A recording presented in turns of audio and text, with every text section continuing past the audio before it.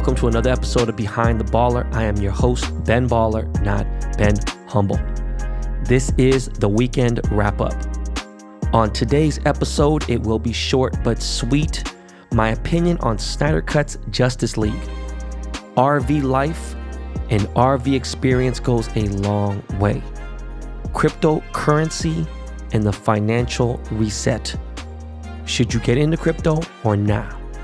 Scammers and frauds, not just on the internet. My boy Cuddy is back in LA. Both LaMelo and LeBron are out for the season, and I've been keeping score. And right now, the scoreboard says anxiety attack 1900, Ben 180, and a lot more on another high definition episode of the world famous award-winning Behind the Baller podcast. Let's fucking go.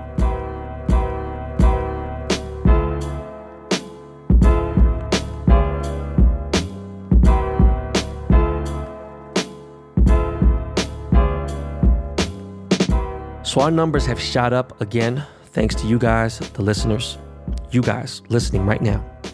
I am very, very grateful. This also doesn't happen without my amazing production team, Miles and Jordan, aka the Dust Brothers.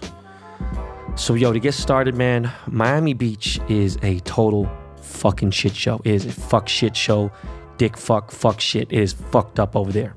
Okay. Spring breakers are out of control. It's just gross. You know, what's going on down there? It's just fucking people. It's just packed, a bunch of idiots not doing shit, but just being on the streets, on Collins, Washington, on fucking Ocean Ave, just acting a fucking fool, running out on bills, just being stupid. Okay. And I posted a pic of just a shit show down there, and I get like a ton of idiots who hit me with this. It's 99% survival rate, man. You should stay at home. If you're scared, it's 99. No, listen, dumb fuck. One, it's the dumbest fucking defense that I've heard in this entire pandemic, okay? Two, that's not true, all right? And even if it was an 85% survival rate, how about the long-term issues with your organs and other things? How you fucking idiots? Like, you actually think, like, my fucking cousin just died like 2-3 weeks ago. He was fucking 42, 43, young, good shape. Like, you think, like, that shit's just a joke? Like, it's a gamble. And look, I ain't really, one to play with my life like that. So whether I'm be scared, because I'm still living my life. I'm still doing my thing. It's just you people are just, don't understand how to maneuver through it. But the funny thing about Florida is they were getting praised for letting the state run wild. And like, oh my God, they had the Super Bowl here. They had this. But just recently, like, when people are like, now there's attention on them, so they can't fuck around now. They're going to try to do all this. A lot of cleanup happens you guys don't realize. And look, I was thinking about this the other day. CNN, look, man, I ain't a huge CNN fan, and they definitely do some scare tactics. But again, I like to see where the information is, right? Both sides here and there. If I go to CNN and I go to Fox, look, I'm going to listen to more CNN, but I'm also going to pick and be like, yo, you guys are trying to do scare tactics. You guys are like putting a lot on it. Then I go to Fox and be like, yo, that's not what happened. So it's two different fucking things, okay? But if you look at Florida, there is a recent outbreak of COVID at Mar-a-Lago, right? But more importantly, a Johns Hopkins University study showed that Floridians' positivity rate, Florida's positivity rate was double whatever the state claimed it was. And that's due to not using the CDC or WHO guideline methods. And in fact, the Tampa Bay Times commissioned a study that found Florida COVID deaths were anywhere from 17 to 50% higher than the state was actually reporting. Okay? So again, dumb fucks. Your state, Ron DeSantis, whatever the fucking governor, is gambling with your lives or the lives of Floridians, okay? Look, bottom line, people got nothing else but that microwave life expectancy, that desperate, they're just fucking desperate and bored, okay? So being stupid as fuck is one way to deal with your mental health, right? But it's not the way I would deal with it, okay? So just saying, that's just fucking stupid as fuck. It's sad, man. Like, man, we're doing good. I'm hoping the shit doesn't set us back. Because it's like, they'll go, fuck this shit. Fuck this anyway. And we're just going to fucking go out. Dumb as fuck. I can't tell you. Like, there are ways to chill out. Like, be like, fuck this. I'm just going to, I mean, that's also a way to get to herd immunity, but it's just going to keep delaying shit. And it's going to make shit just, people are going fucking crazy. Right? And I'm not going to talk about Asian hate on this episode. I just won't. Right? I've said what I need to say. Right? You know, anything extra now is just really, for real, extra. Okay? Now, I've been on the road again. This time just went locally, 30 minutes away to Malibu just to get some surf and sand, and test out my father-in-law, mother-in-law's brand new RV. They love the RV life, okay, by the way. They love that shit so much that I can tell they're going to be way more about this life than me and my wife will ever actually be. Like, well, at least in the next few years, because they're like all in it. Like, they fucking love it. Now, I got them a smaller rig than mine, right? But the drive it's a lot easier. My shit's like, again, I have to, we could sleep 5, no problem. Whereas their sleeps, like 3, maybe if you had like, 2 small little kids or something. Anyways, I'm super hyped for them, right? They're currently still out just, in the RV chilling, took an extra day. I'm fucking excited. I'm hyped for them. This is something they need. They help us out so much with a lot of things. But yesterday, my mother-in-law made me fresh corned beef hash and eggs with garlic rice. And it was the best meal I've had in the RV so far. I probably gained 3 pounds off that shit. I mean, 3 legit just off that meal is crazy. But I eat well in the fucking RV. My wife makes these amazing turkey burgers. We have all kinds of good ass shit that we eat on there. But on Saturday, I decided to pull over on PCH, right? We wanted to just camp at the beach. Use the pop out, pull over, full boom, and like really like dock right there at the beach. I got fucking a generator. I got solar panels. I got everything we need in that motherfucker. We really just have a beachfront party. But we decided, to go on the beach and play in the sand and do all that stuff. And so like after we're all done and, chilling back in the RV, we decided to hit the road and get to our Airbnb. Okay. So there's a thing called the auto leveling system on my RV that you buy. It's, I don't know if it's $5,000, $3,000, $7,000 option. Maybe it's 10 grand. I don't know. But what happens is, we know when you're like at a campground and you want to just completely be level so that when you guys are walking around, you don't feel all this shaking and shit. It just makes everything real stable. So the auto leveling system just fails, right? It starts blinking and all kinds of shit. And I look down and there's 4 jacks, right? And this is an 11,000 pound rig. Understand? It's 4 jacks, 2 in the front, 2 in the rear. And the front ones are up and they're lifting my wheels off the ground by about 1 inch. It's a heavy rig. The rear one, there's one on the right gone down and the left is like almost down, but it's like maybe 5-6 inches short of touching the ground. So I'm like, okay, what the fuck's going on here? I need to find like a manual override or something. I need to get the fuck out of here. I'm starting to get anxiety, whatever, boom. And now look, even though this is a luxury rig, right? First thing they tell you, to understand, this is a motor home, meaning it is a house on wheels that moves. So literally a lot can go wrong even if you're not driving it hard, okay? So being like handy, like knowing a lot about handy type shit, that's a must.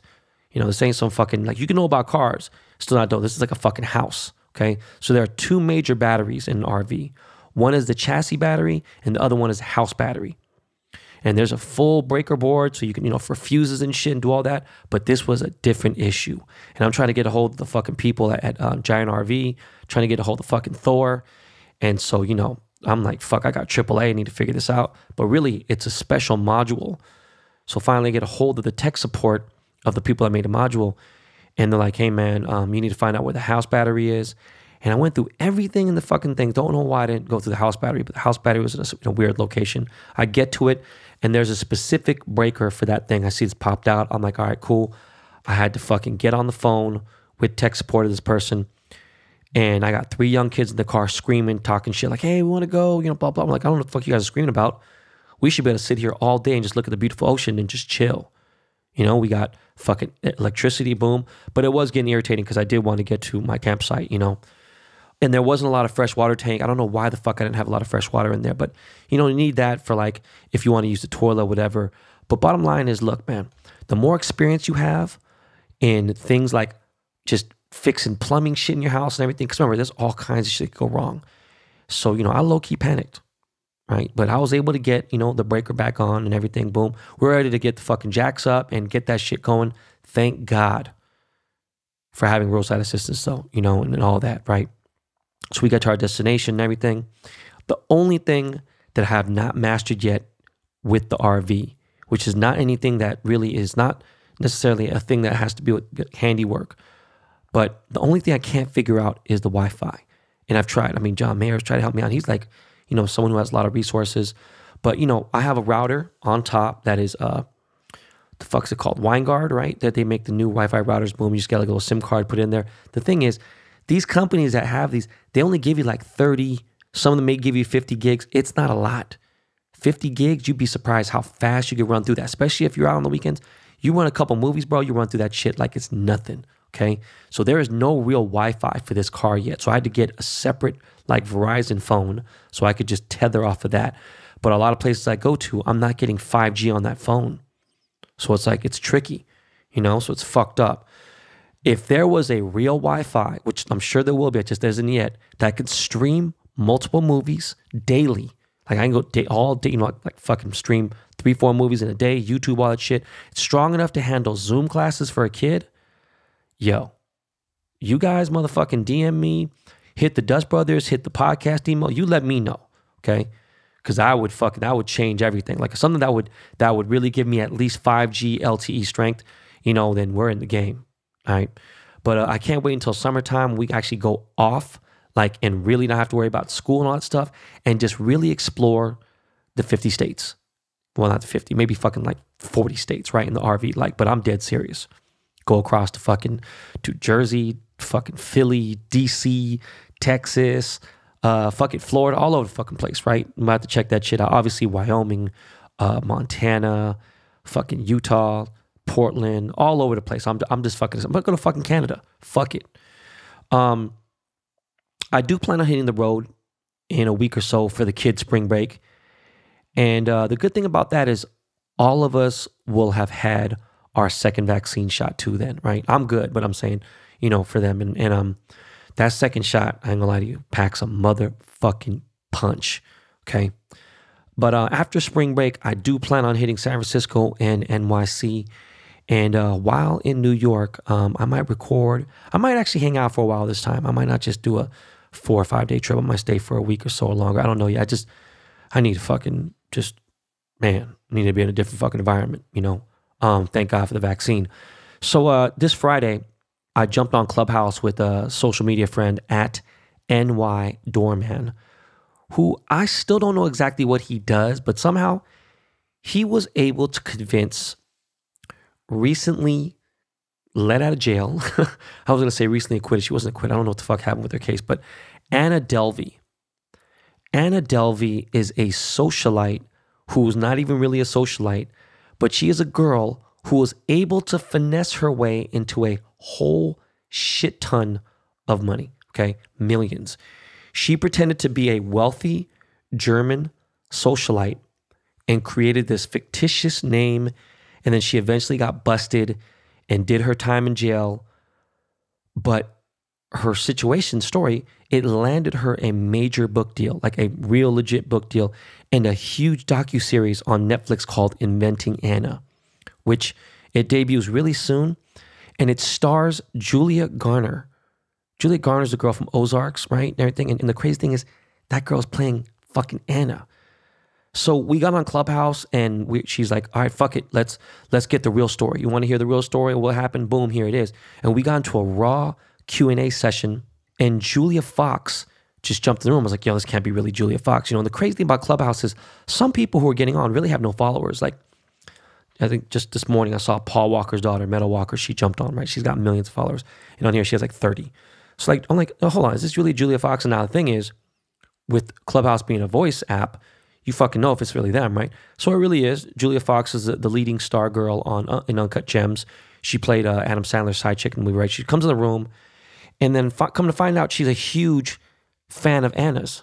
She's a big Anna Delvey stan, right?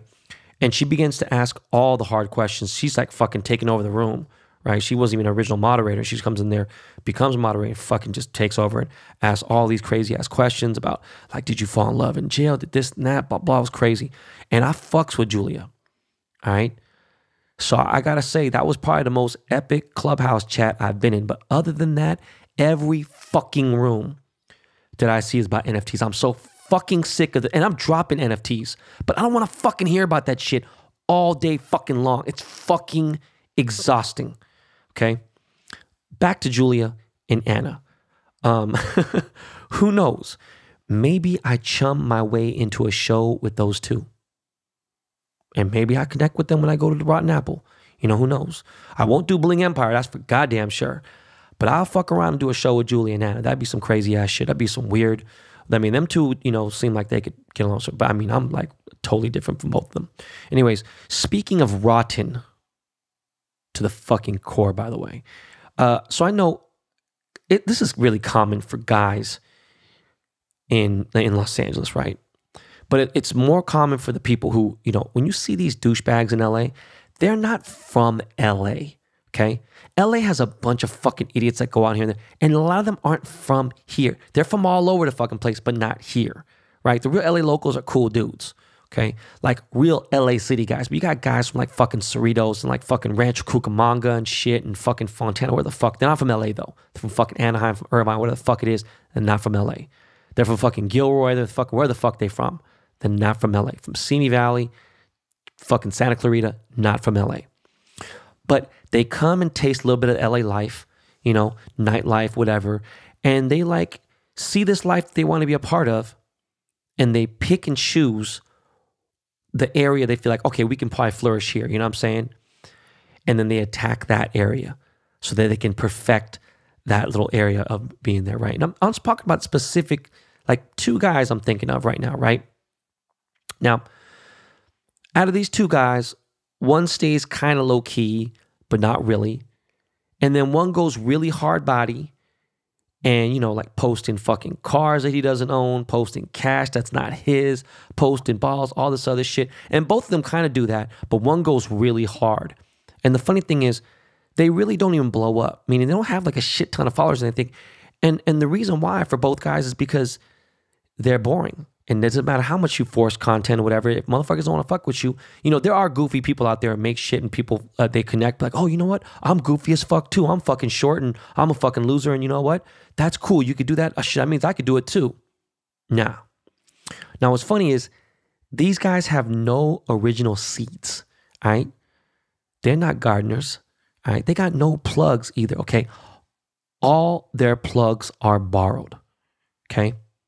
And what's crazy is they were not grateful to an OG like me who ideally gave them a life, right? And without me or my cosign, they got nobody, they got no start, okay? Meaning their current location in life right now, right, doesn't happen without me. Now, be like, well, how do you know that? A lot of things, how the fuck do you think I got this far? Okay? Trust me, I fucking know. But what's funny is with LA being so small, right? I still see guys, you know, like these guys, LA circles are small, trying to be cool and try to like one up me on certain things. Like, motherfucker, I was born and raised here. I know everything about my city. And if I don't, someone at a place you're going to, I'm already connected to that person. I'm a degree of separation away from them, right? I see these guys trying to be friendly to dudes that I know, like guys who've, you know, reached out to me and stuff because they're not from here. They're from out of town, from fucking Canada or New York, whatever it may fucking be. And they cap all day long about having a watch, having this, having a fucking 2012 car. They try to make it look like it's a 2019. Like, look, all I got to say is it ain't hate when you observe something that's truth and you gave birth to someone and you continue to try to help them and lead them down the right path. But they decide to go and pull a talented Mr. Ripley. You know, in fact, it's almost exactly what this shit is. All right. For those of you who haven't seen the Talented Mr. Ripley movie, you should. It is a fucking excellent movie. And it stars fucking, one of my favorite actors, rest in peace, Philip Seymour Hoffman. It's just crazy how jealousy and envy can lead you like down the wrong path, right? Don't be like Tom Ripley, okay? So if you read some of my subliminal tweets from me this weekend, look, they were directed at a Chinese and Filipino version of Mr. Ripley, all right? The thing is, as much as I love clowning imposters and frauds, there are those out there who are still so fucking stupid and so simple, right? That they can't decipher the difference between what I do in general in life and everything to what Jay Mazzini does. Like, how the fuck do you actually think there's anything simple? It's just crazy. Other than that, we're human beings, okay? Anyone that's won a contest of mine, they actually win something. There's actually a winner. There's actually prizes. People actually win. They actually get a tangible item, or they get some kind of an experience from someone who's actually certified and been co-signed by legends, right? Now, for people out there putting misinformation in the universe like academics, like, bro, academics isn't a legend. I can officially say that. There's nothing about him that displays any kind of skill or talent, all right? This weekend, I posted a screenshot of my true bill, right? It wasn't even a fucking direct thing. It was just in a conversation with Lil Yachty. And people saw, because I said a tweet, I was like, look, I only spend 10% of my actual income. And I've said this forever. Tell you the truth, it's actually even less than that, okay? So when people saw that I spend 6 figures a month, and that's not cap, this is real, right? It's just, I got bad spending habits. I got a lot of bills, and I'm trying to cut them down. But again, when they're less than 10% of my actual net, income, then it's not really an issue, right? And then these people see that I have an 800 credit score. By only carrying a maximum maybe 2 or 3% of a balance on my credit cards at any given moment, by the way, they see all that and it hurts their feelings, right? It melts their egos. Like, they sit there and be like, "Lo, this dude ain't fucking Photoshop." Like I can fucking screen video shot of fucking my app and everything, and they'd be like, I don't really think it's a big deal to spend, I don't know, $100 or $200 a day in Postmates. It's just kind of a normal thing. It's fucked up, right? It's a luxury, okay? But like I said, a lot of things have changed, and a lot of growth has happened in the last 10 years. And that growth happened because it had to, all right? And I'm just talking about financial growth. I'm talking about literally, my mindset and everything with being a dad and all that. But anyways, yo, listen, Miles, throw me a 16 bars real quick, a little open beat, right? From my favorite beat maker, of course, Mr. At Lake Inspired. And we're going to be right back with more scammer talk.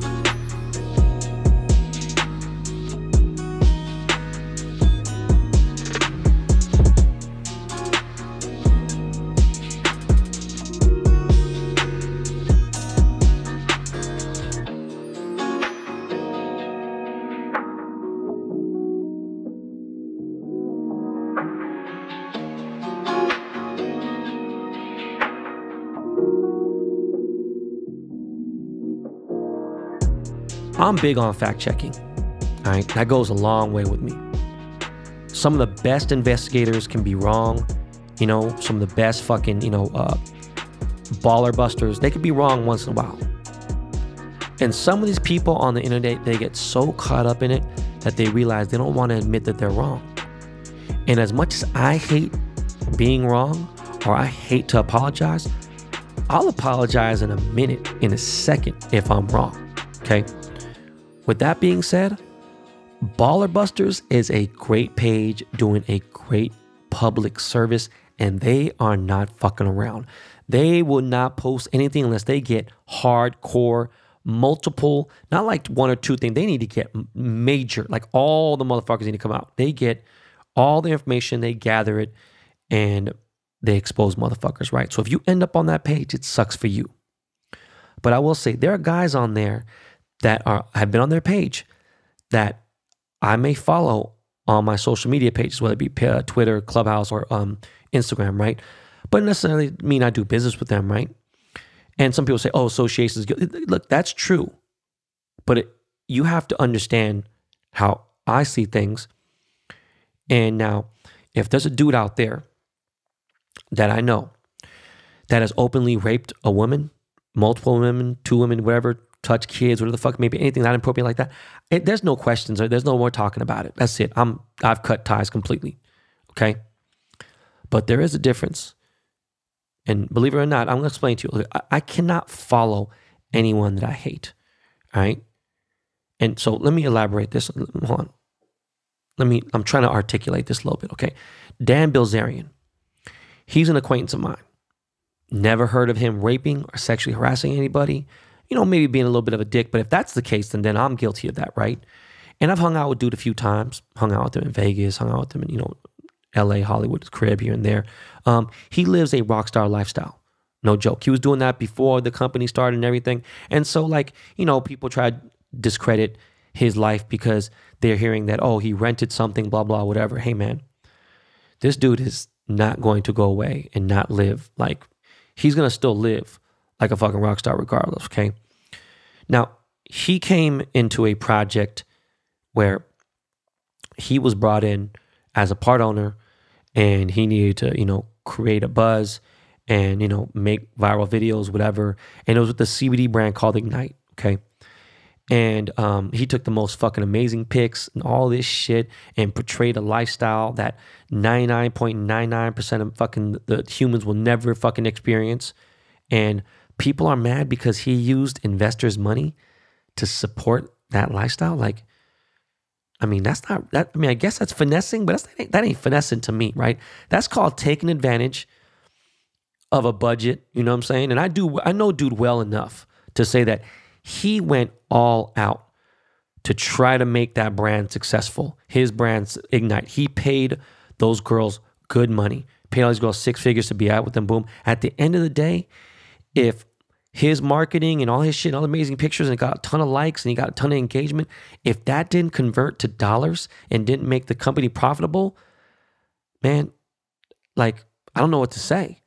Does that mean he's a scammer? No, not in my eyes, okay? Now, person number 2. I've seen a lot of rallying behind my thoughts about Vegas Dave from the Baller Busters episode, okay? And this is my only real issue. Other than that, look, I don't want him to fucking scam anybody. That's fucked up, right? If he has, right? I got no immediate direct problem with him because I've never done business with him before. Doesn't mean he can't be, scumbag and fuck people over. All I'm saying is the thing that irks me the most about Dave, and I'm sure there's things he doesn't know about me, whatever, but it's the obvious fake comments on Instagram. Bruh, you actually pay or hire someone to do this? It's crazy. And it's one thing to not admit your losses to protect your namesake and brand, but to outright lie is deceitful. Okay. And by the way, I think he restricted me because I left a comment bro, what's up with the fake comments? It'd be 5-6 minutes. There'll be 4 or 5 comments, and 3 of the 4 comments be fake. And you come back an hour later and there's literally 2,000 comments that are fake. And there'd be 300 or 400 comments that are real because he's giving away cash. Okay. Now I can't tell you for sure if he's lied to all his customers. I don't want to say, I'm just saying, allegedly, but because I can only go off what the fans have sent me. Okay. Their proof, their word, not my own. But if I were to speculate, yeah, it seems off, right? There's scammer vibes out there, right? No real GOAT in the game, in any game, calls himself the GOAT. Michael Jordan's never called himself the GOAT. Kobe's never called himself the GOAT. Fucking Brady's never called. You know what I'm saying? It's just crazy. Or actually, did Brady? He might have. Fuck Brady. Maybe, in a way, he could. I've actually never even used that term in my profession of jewelry, right? And I fit the description. But then again, I've never ever said I was rich either. But by definition, I guess I am, right? It's just, I don't know, man. People are like, oh man, Ben's exposing Vegas Dave. That's not it. That's just my opinions about Vegas Dave, right? Dude would text me here and there, boom, and say some things. And, I disagree on shit, but obviously with the betting stuff, it's different, I'm just bro, you keep talking about an open platform, then just post who you chose. But he can't because then he'd make no money, right? And that's fucked up. Now, the last bit of discussion on frauds is a guy that I know by the name of Clay. He owns an exotic dealership called CNC. I think CNC are his initials, right? For some other reason, and for some reason, maybe it's an act of the luck of God, I guess, okay? Out of all the places I bought cars from, and just so you know, I've owned 50 cars in the last 9 years. I've probably owned almost 100 in my lifetime, right? I've never bought one from CNC. And CNC is a very popular dealership, by the way, right? My cousin Steve, he's bought one before. I think he's bought maybe 2 or 3. He got lucky. Right, now say this, okay? Not to cause confusion. I never had an issue with Clay. I've said that. Always nice to me, whatever. I think people got it fucked up on there and thought like, you know, I was consoling it. No, I just rather tell you what it is, the truth. Just because he's been cool to me and whatever, that don't mean he's not a piece of shit, right? I've heard about fraudulent activity from people who actually did business with him, like my boy David Lee. Yes, Ferrari collector David Lee, right? He tries to keep it cool with everyone, right? David is just not a confrontational guy. Super chill, right? And it was at one of David's events where I met Clay for the first time. And then I guess from there, like Clay took a liking to me. You know, I got a lot of followers. I was legit in the car game. And I actually met him first at his dealership in like 2012 to look at a Maserati Quattroporte GTS. It was like a 2010 model. It was fucking beautiful. It sounds so goddamn good. Low miles and everything. I love that motherfucking car, but we couldn't get a deal closed. We couldn't figure out it just couldn't get it done, right? And from that time, I built a relationship with two of his employees. One was a guy named Frazier, other guy was named Cam. Cool guys, you know what I'm saying? I remember chopping up with them. They pulled up in a 675 LT. Clay pulled up in a YSOC 918. And Cam and Frazier are solid dudes. I feel bad for them right now with all that's going on because they're good dudes. Hopefully they land jobs somewhere else. Hope it doesn't fuck up their resume. They seem like good dudes. Anyways, one time at a Hingwa Lee, David Lee meetup, right?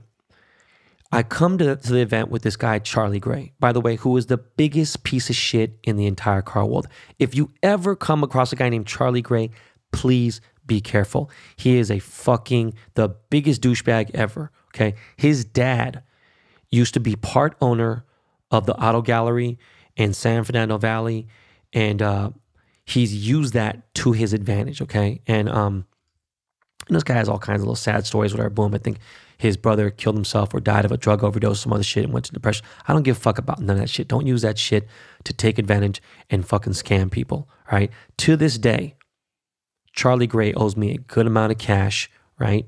5 figures, but still he owes me a good amount of cash on a GT2 RS deal that he did with me, and my car's gone. But anyways, I come to this event with Charlie because, we were, whatever, doing shit here and there. I've known him. I called him out on some things, but whatever. And, we're getting a circle discussion with some people, and Clay happens to be in the circle.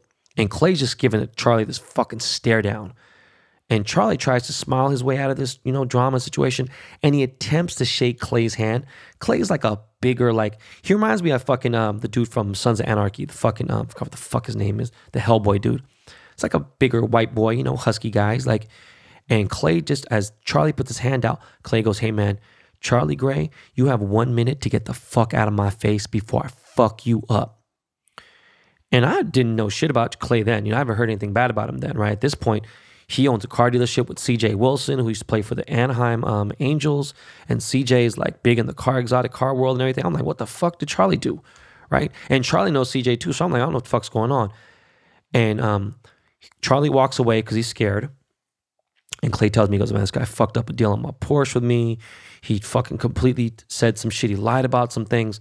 And of course, the funny thing is, as soon as he said Porsche, I believe him. Charlie only deals with Porsche, right? And just thinking back now, okay, you know how crazy it is when someone who has been called out for being a major fraud on such a large scale, can you imagine that Clay dude calling Charlie a scumbag?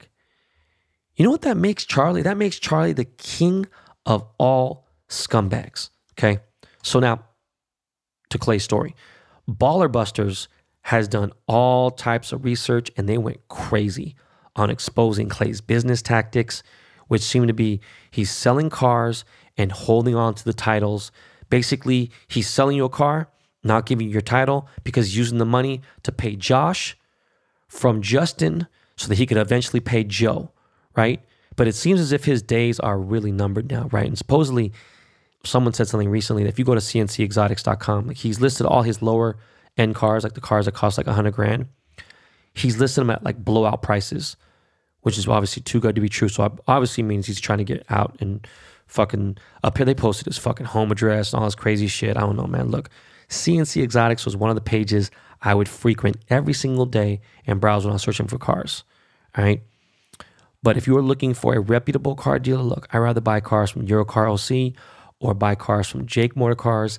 Jake's motor cars in San Diego. All right. Anyways, go to Baller Buster's Instagram page to see more. I don't know, man. It's a fucking crazy world we live in, right?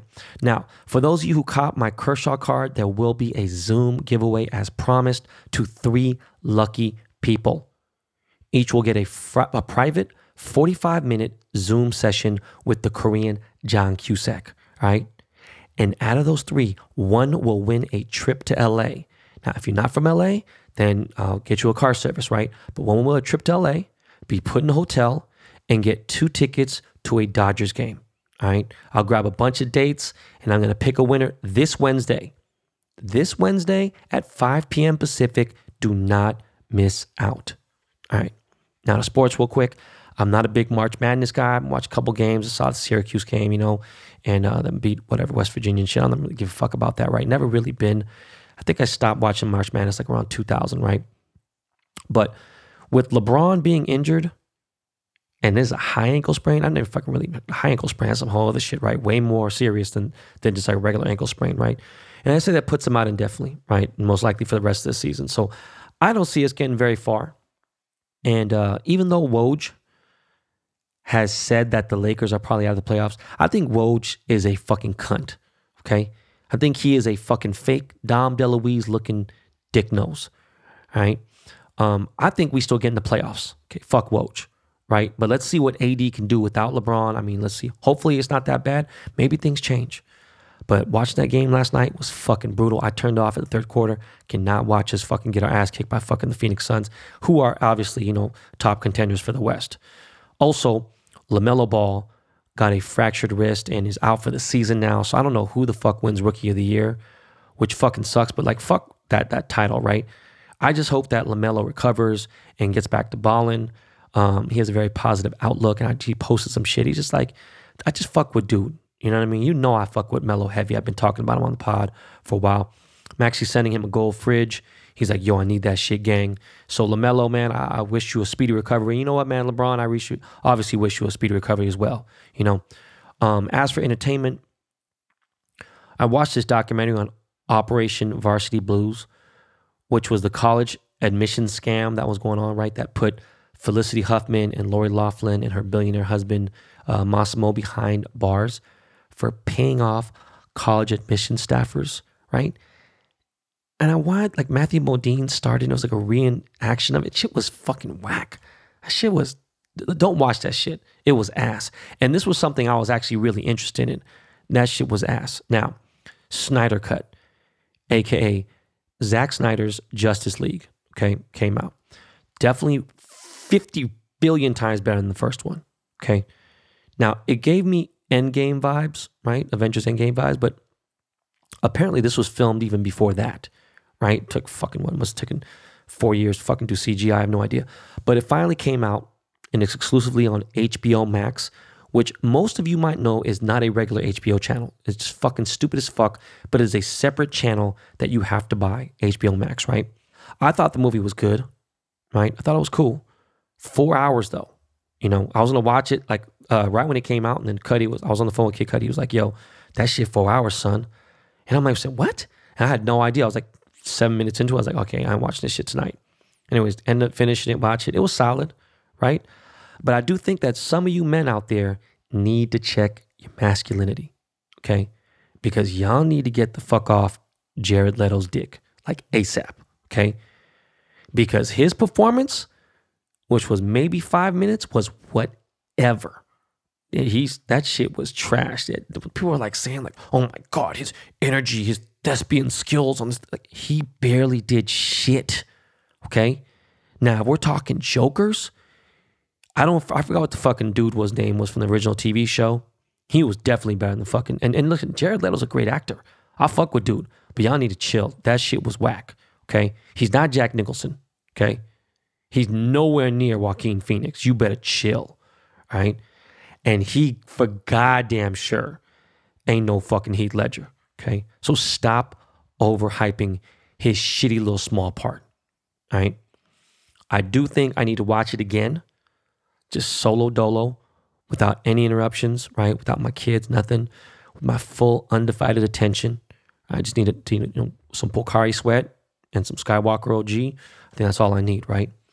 I will say this, for the 200th time, Gal Gadot is fine as fuck. Dear Lord. Like, even my wife was like, damn, she's gorgeous. Like, Gal is bad. Israeli, she is, man.